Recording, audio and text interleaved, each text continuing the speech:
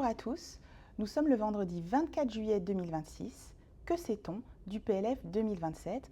Un PLF qui sera le dernier du second quinquennat Macron, avec en perspective des débats encore plus électriques et une session parlementaire raccourcie du fait de la tenue de l'élection présidentielle mi-avril. Alors, quel calendrier? Quelle méthode? Et quel contenu? À la veille de la trêve estivale, faisons le point sur la situation.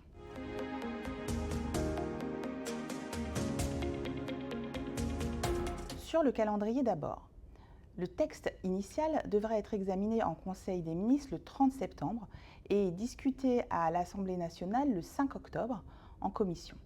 Un vote solennel sur la première partie recettes serait attendu le 20 octobre avec une promulgation visée le 31 décembre 2026, une date dont on peut douter qu'elle soit tenue.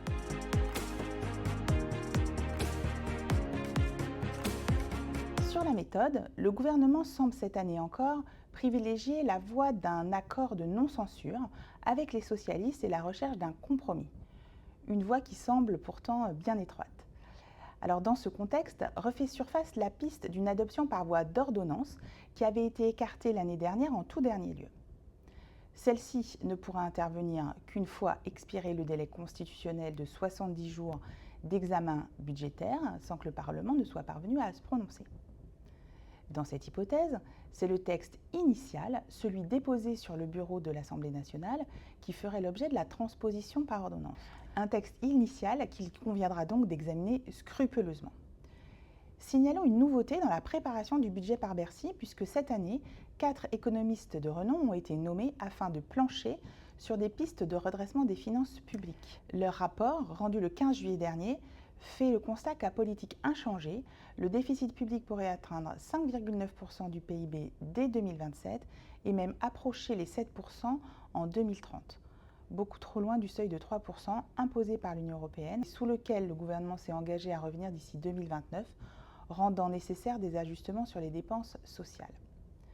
La dette publique passerait d'environ 118% du PIB en 2026 à plus de 130% en 2030. Aussi, le rapport estime qu'il faudrait trouver environ 125 milliards d'euros d'ajustement d'ici 5 ans, 2032, pour stabiliser la dette publique. Comment? En agissant sur plusieurs volets, réduire les dépenses en dégageant des priorités et remettre en cause les augmentations automatiques en fonction de l'inflation.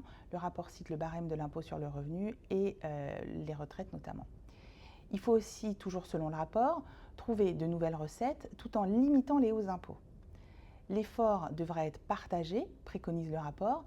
Il serait illusoire de penser, dit-il, compte tenu des montants en jeu, qu'il pourrait être concentré sur certaines catégories seulement de la population.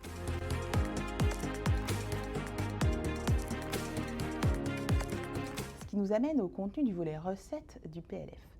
Dans la lignée du rapport, le Premier ministre Sébastien Lecornu a décidé et déclaré orienter le budget vers une recherche de stabilité fiscale, bien qu'il n'exclue pas de toucher à certaines niches fiscales. Le ministre des Comptes publics a présenté le 16 juillet le tiré à part budgétaire qui fixe les plafonds de dépenses par ministère et l'a décrit comme un budget de sauvegarde républicaine au caractère anti-électoraliste visant à stabiliser, là encore, les finances publiques avant l'élection présidentielle de 2027.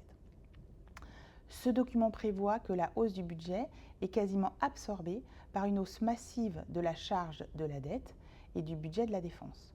Au contraire, la plupart des autres missions sont soumises à des réductions de crédit avec des hausses en deçà de l'inflation. De leur côté, les députés se préparent également.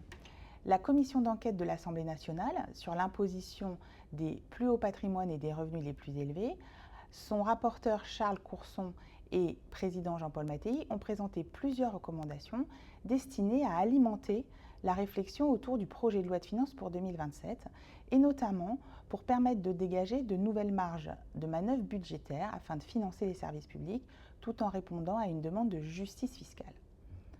Tout d'abord, la Commission propose de durcir le pacte Dutreil qui permet une exonération partielle des droits de mutation lors de la transmission d'entreprise. La liste actuelle des biens somptuaires exclus du dispositif leur semble trop étroite et ils préconisent, comme la Cour des comptes, de limiter cette exonération aux seuls actifs strictement professionnels. Le régime de l'apport-cession, qui permet de reporter l'imposition des plus-values lors de l'apport de titres à une société, mériterait selon eux également d'être réformé, car jugé très concentré sur les plus hauts patrimoines. Des économies sont proposées côté dépenses de santé. La Commission a en revanche écarté plusieurs mesures faisant des pas, comme le rétablissement de l'impôt de solidarité sur la fortune ou l'instauration de la taxe Zuckman, comme la remise en cause globale de la flat tax. De son côté, la Cour des comptes a publié des observations définitives sur la fiscalité des plus-values à long terme des cessions de titres de participation par les sociétés et recommande l'instauration d'un seuil fiscal minimal de participation au capital des sociétés concernées pour ouvrir droit au régime spécial de quasi-exonération des plus-values, et ce, dès le projet de loi de finances pour 2027. Ce seuil minimal, par exemple 5%, à apprécier à l'échelle du groupe, constituerait désormais une condition fiscale d'entrée dans le dispositif. S'agissant toujours des mesures intéressant les entreprises, le doute plane sur la reconduction pour la 3e année de la surtaxe temporaire à l'IS.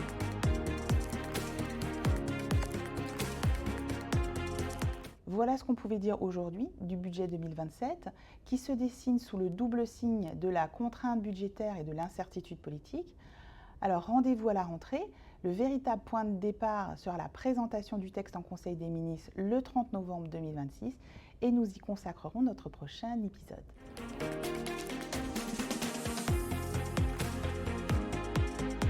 C'était la première édition des avant-premières du grand décryptage de la loi de finances 2027 de KPMG Avocats. Bon été à tous.